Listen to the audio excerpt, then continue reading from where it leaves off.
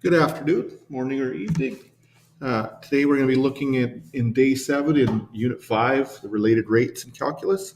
We're going to be looking at cone problems today. So we looked at sphere problems and we looked at uh, how you change how rate of changes occur in sphere problems. And they were probably the easiest type of these related rate problems due to the fact that there's only the one variable r related with the surface area, related with the volume, and related with the circumference. Okay, if you change the diameter to r, it works out that there's only one variable. However, if you do cones, there's a height to a cone and also a radius to the cone because it's circular, plus it has a height part to it. And cones and cylinders would be pretty similar. Okay, so they're both kind of the same. We're going to focus on cones because of the cones change a little bit more than cylinders would be. Like a cylinder would be similar variables to a cone, but it would have a flat surface and it'd be a little bit bigger. But we'll do some cone examples today of related rate problems for us. We'll do probably two. And what we'll do is I will probably do the work period the next day because I didn't do that last day because we got through most of it pretty quickly. But this time, we're in day 7. There's cones left. There's distance problems left.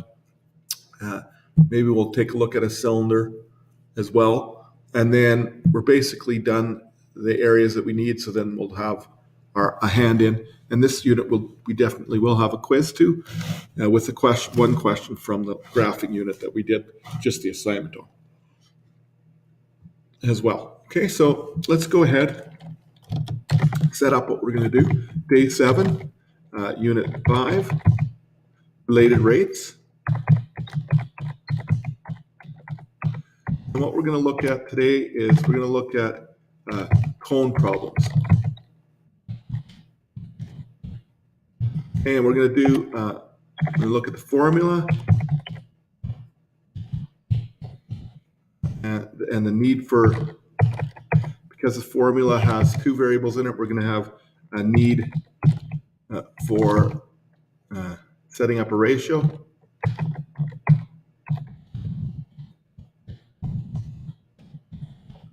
Okay, and then we're also going to do a couple examples.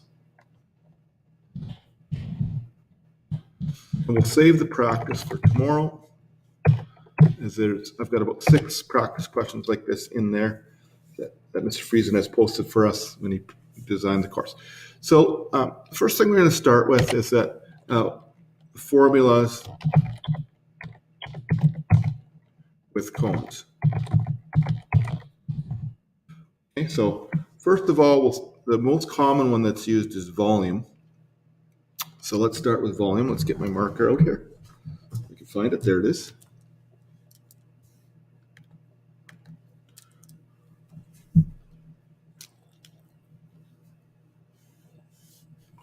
Okay, and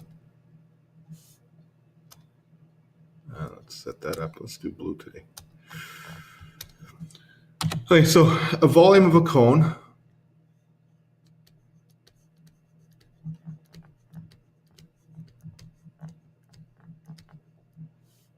okay, and it's basically the volume of the cone is equal to 1/3 or pi over 3 if you like. You can write it either way. So we'll go with 1/3 pi r squared h. Okay, and if you're looking at a cone,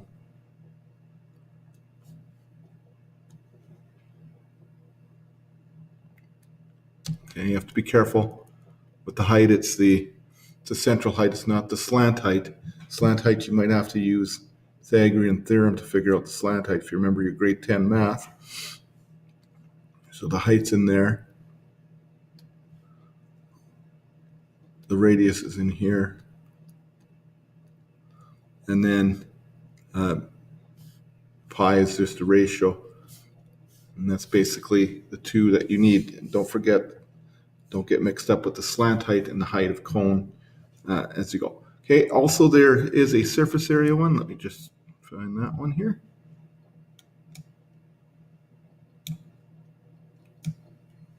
Let's see if we use that or not. Actually, we don't use that one, so we're probably safe. Yep, don't have to worry about that one. So we'll just focus on the volume one for ourselves. Okay, so let's basically look at an example. So we're going to be looking at radius, height, and volume all being related. So there could be different kinds of questions that we have in here. Now, radius changing, volume, height changing, and volume changing. So there are three variables that are related there. Remember, in the severe, we only had radius being related to volume in a formula, or surface area, or circumference. Okay, so let's look at the first example. Let's do volume versus, let's say, height.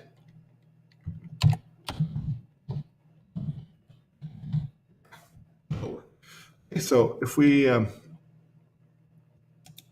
set one up here, whoops, turned it right off. There we go. Okay, so let's say a drinking glass is shaped like a cone. So one of those water cooler type drinking glasses.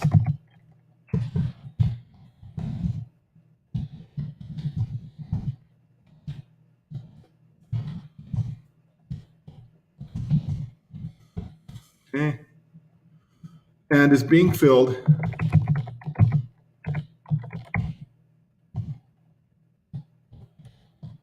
with water at a rate of, let's say, 15 cubic centimeters per second.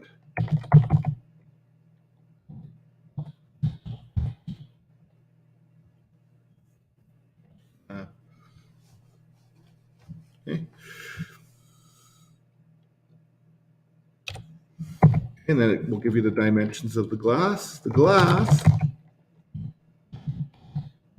is 20 centimeters tall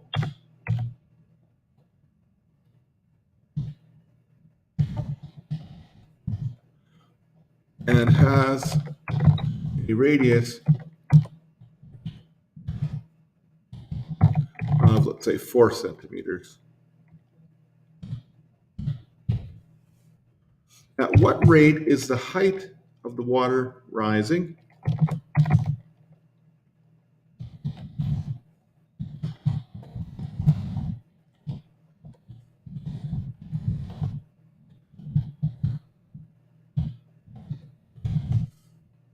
Okay. In the glass, and we have to give you a specific time period when, we have the key for this one because there's two variables in there. The water is above let's say 9 centimeters from the bottom vertex.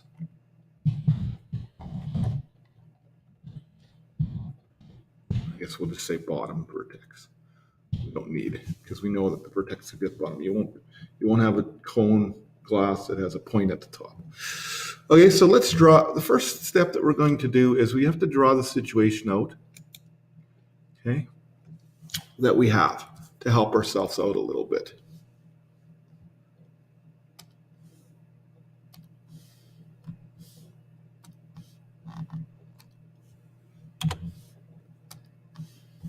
Okay, so if we draw the top of the glass here, okay, the shape of this glass, we have a 4 centimeter radius there. We have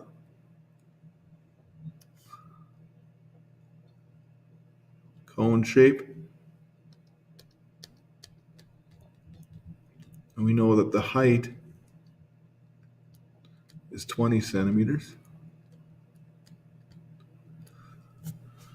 Okay, and guess we should put the variables in there so we know. Okay, and we know that we're interested in finding out, I might be a little low, should be just under half, so maybe up there.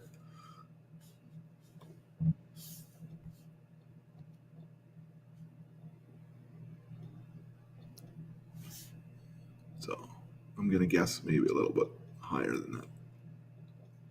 So there's the level of the water when that's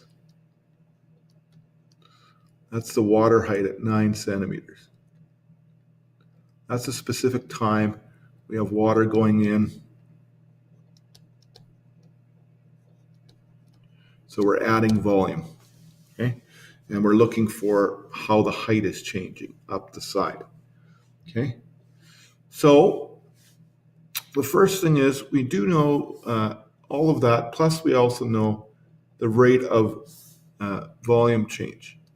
So dV dt, change in the volume with respect to time is 15 centimeters cubed per second. Okay, and it's asking us at what rate is the height of the water rising? Okay, so what is the rate of dH dt? Okay, looking at that, we don't know it. But at h equal 9 centimeters, right? Okay, so at h equal 9, we want to find dH dt. So the first thing we've got to do is we've got to take the volume question. So we first thing we did actually is we drew it and we listed what we knew in terms of what was changing and what we're trying to find.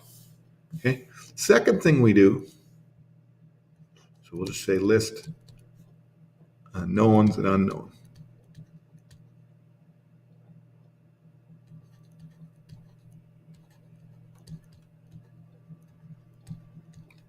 Okay, after that, we have to look at the formula, okay?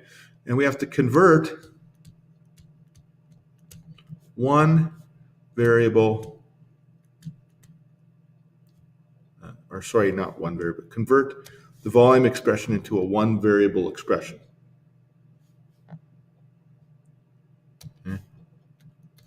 The volume formula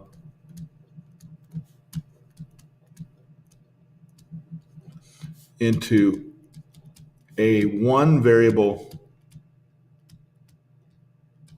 expression.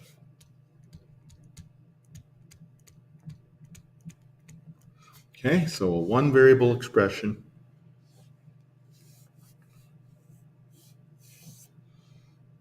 Okay, so that means we have to use this ratio that we know of the size of the cup, okay, and convert it down to when the water's there. So the first thing is, let's look at the volume question. So we're looking at volume equaling pi over 3 times r squared h. Okay, I'm not going to put the 1/3 in front. I'm just going to go pi over 3 just to save myself a little bit of space. Okay, so we want to look at what is the ratio of r to h for the cup. Okay, so if we look at r to h, okay, and it tells us when r is 4, the h is 20. So that's our ratio. When r is 4 centimeters, h is 20 centimeters. So obviously we can cancel those out. Okay, so if we want to solve for r, because we want to express the volume in terms of h, okay? Because we know that we want to find dH dt, right? We want to express the volume in terms of h because we want to get the answer for dH dt, how fast the height is changing. So if we want to express the volume in terms of H, we have to plug in, solve for R basically. So solve for R here. Now it'll depend on what you're trying to find in the question, whether you solve for H or solve for R. Okay, so 20R equals 4H, according to cross multiplication there. Okay, divide both sides by 20. R is equal to 4H over 20, or R equals, if we simplify that down, it's basically 1H over 5. Okay, so there's R. According to the size of the cup, that gives us the ratio of R to H of that cup. Okay, once we do that, step number 3 is to plug in to here. Okay, or sorry, I guess we haven't converted yet. So to finish off, we just plug in to the equation R is equal to H over 5.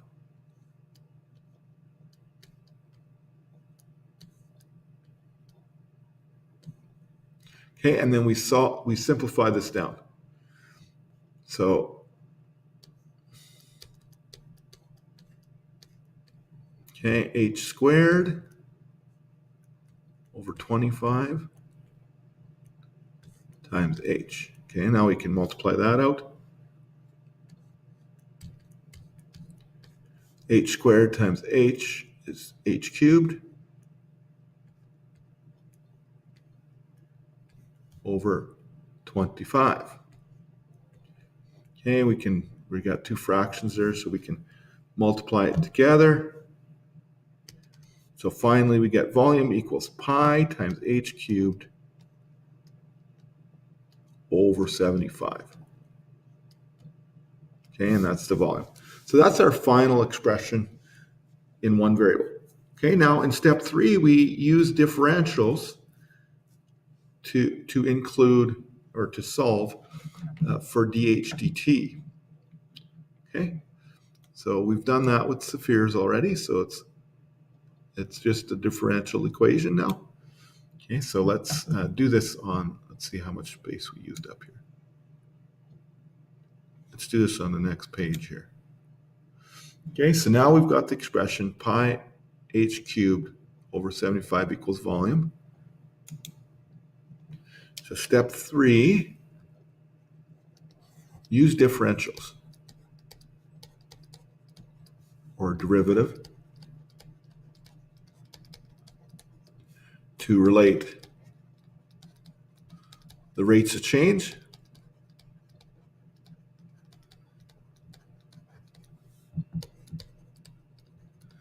Okay, so we're going to go ahead and do that. So our volume was equal to pi over 75, pi h cubed over 75. Okay, so some people get confused here now.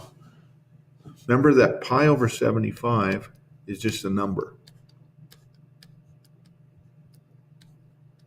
So when you're taking the derivative, just leave that number there. Okay, so dv dt equals. Okay, we're gonna have to take the derivative here. So we're gonna go, well, let's just take the derivative of the h. We'll just leave that in there so we don't do too many steps at once. So this would be times 3h squared times dh dt. Okay, there we go. Now we can simplify a little bit here, across here. Okay, so 3 into 75 goes 25 times. So we've got pi h squared over 25 times dh dt.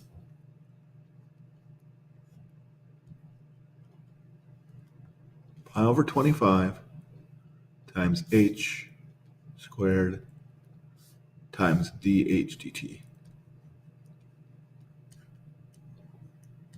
Okay, and that's equal to dv dt. Okay, So now that we've got the expression, in step 4, we use the expression to solve for dH/dt. Use the derivative expression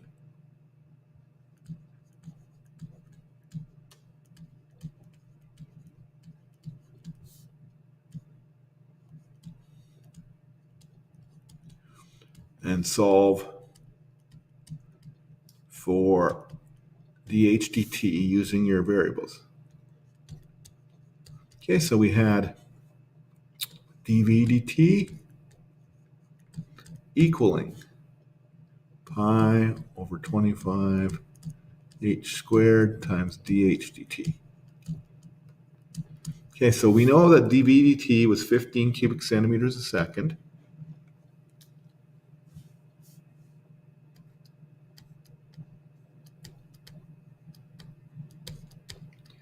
Okay, we know that h that we're talking about is 9 centimeters. Should put the unit in there so we don't get mixed up. We'll put the unit in there, sorry.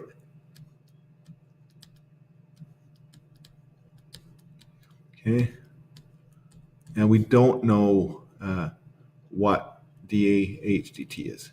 So that's our solvable area right there. So we have to bring this to a number by squaring first. So it's pi over 81 centimeters squared over 25 dH/dt. So this is all just a number now right here. Okay, and you can see that when you're doing that, you're going to get square centimeters here, and then square centimeter are going to cancel out. If we cancel them out right now, take both of them out there, right? And then you're only left with 1 there. So then your answer is going to end up being in centimeters per second. So it's going to go up. The height is going to change by centimeters per second. Okay, let's finish off our work. Okay. So if you're thinking about what you have, simply crunch this into your calculator to get your number. Where did I put mine? Okay, so you go 81 pi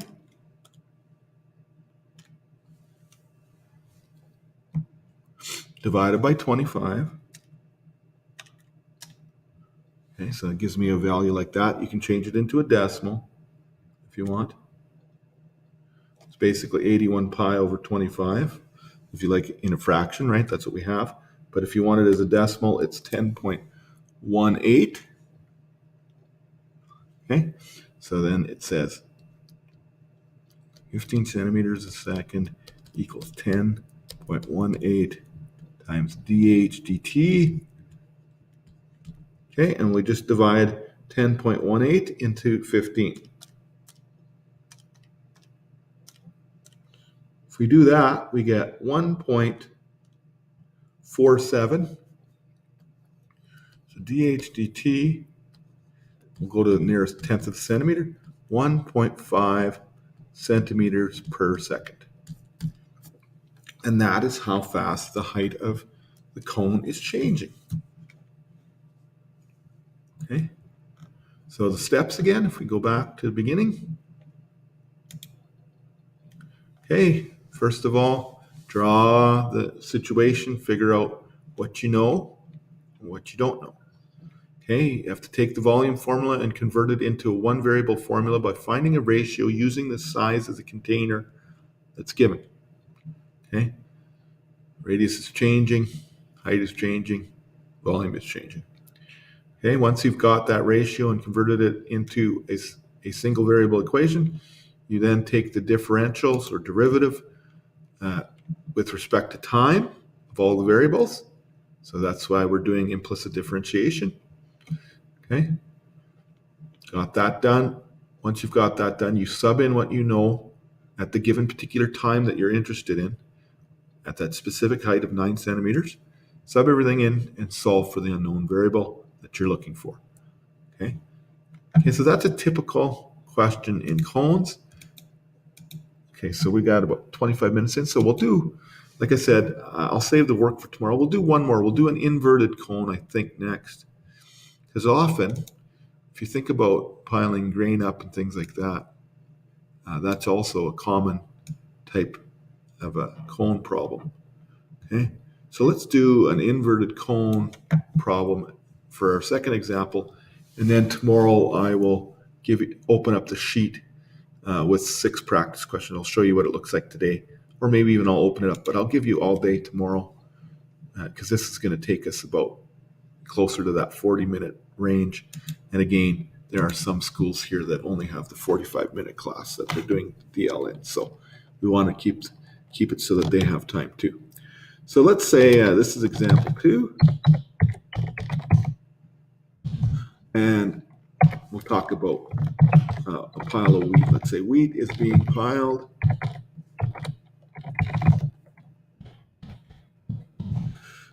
so that the radius, so we'll do a radius change this time, is changing of the base. So it's an inverted cone.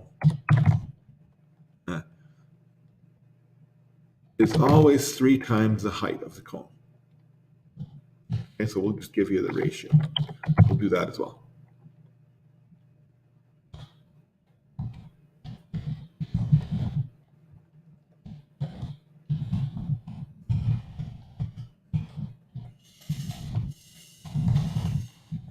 Okay. What is the rate the wheat is being poured onto the pile? So we're trying to find dV dt this time. The radius of the base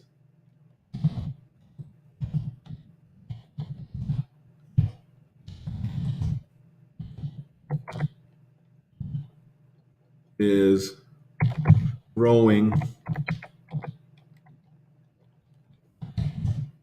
at 0.80 meters per minute. We'll go this time when the radius is 4 meters.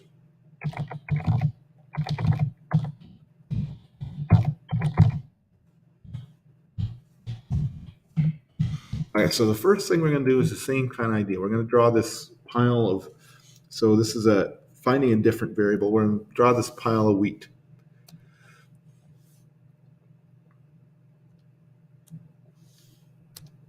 Okay, so we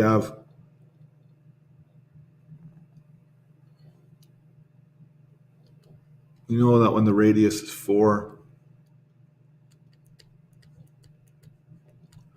meters, okay, we have we don't know the height per se, but we know that the ratio of the height, the radius of the base is always 3 times the height. The radius of the base is always 3 times the height. So it's it's a fat, wide cone, right? Just like you would expect with wheat. Okay. The radius of the base is equal to 3 times the height. So that means the height is smaller than the radius is. So I should probably have drawn it like, if we were drawing it better, right? If we drew it better, it would look like this rather.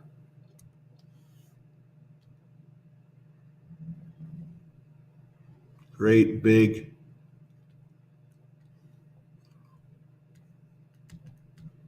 radius like that, and then the height would only be like this.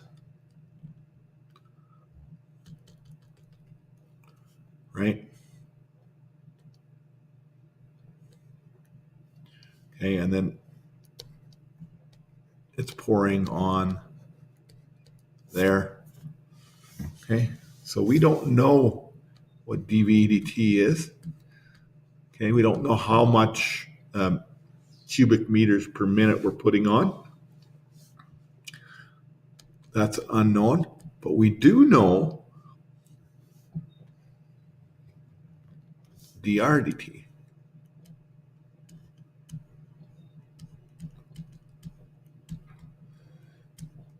meters per minute.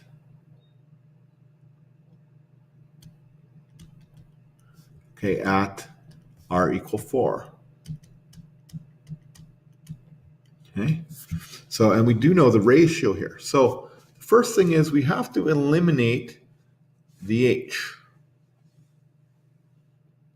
Okay, we have to eliminate the H. So we want to solve for H. Use the ratio to solve for H.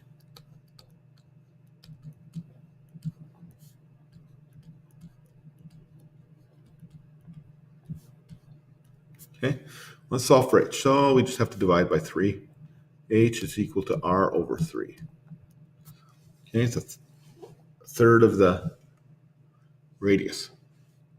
Okay, so second step is to then convert the volume equation, pi over 3 R squared H, into just the R, because we're interested in finding dr.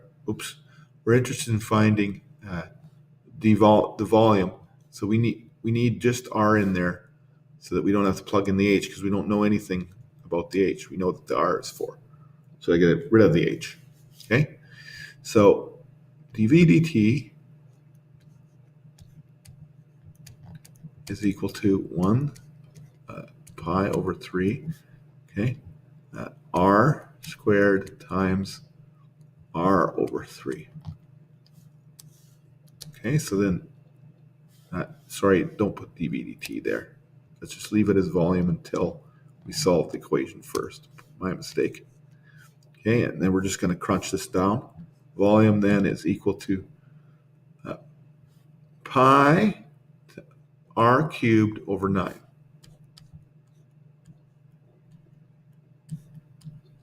Okay, pi R cubed over 9. Okay, now we can take the derivative of it and plug those numbers in. So now we take the derivative, dV dt, which we're trying to find, is equal to pi over 9. That's the number. Okay. Okay, now we have to take the derivative of R cubed times 3R squared dr dt. Okay, now we have to do a little bit of crunching down. dV dt equals, okay, we can reduce the 9 and the 3 a little bit there. So we've got pi R squared over 3, okay?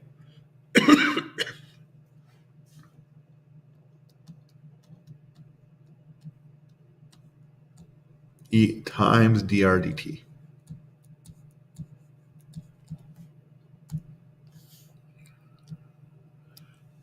So now we plug our number for R. Remember when we're doing, the radius was 4, and we know what dr dt is, 0.8 meters per minute. You remember from back up here. Plug the numbers. So dV dt equals pi times R squared is 4.0 meters squared over 3 times 0.80 meters per minute.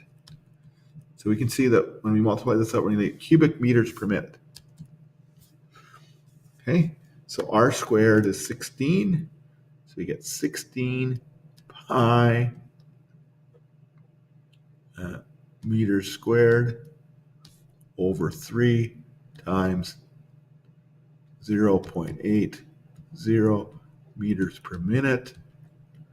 Okay, we're going to end up getting whatever it gets. So 16, let's take our calculator, 16 pi,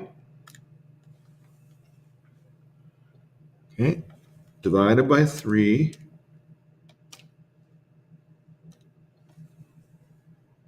times 0.8. Okay, we get 64 over 15 pi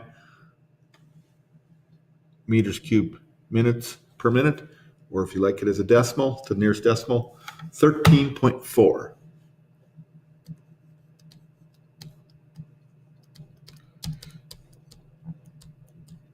meters cubed per minute. It's quite a bit, actually, I think. Okay. So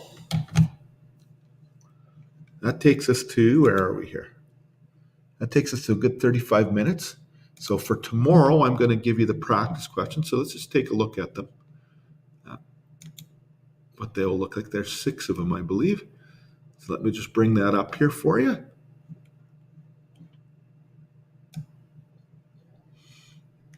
Let's see if I can find it here. There.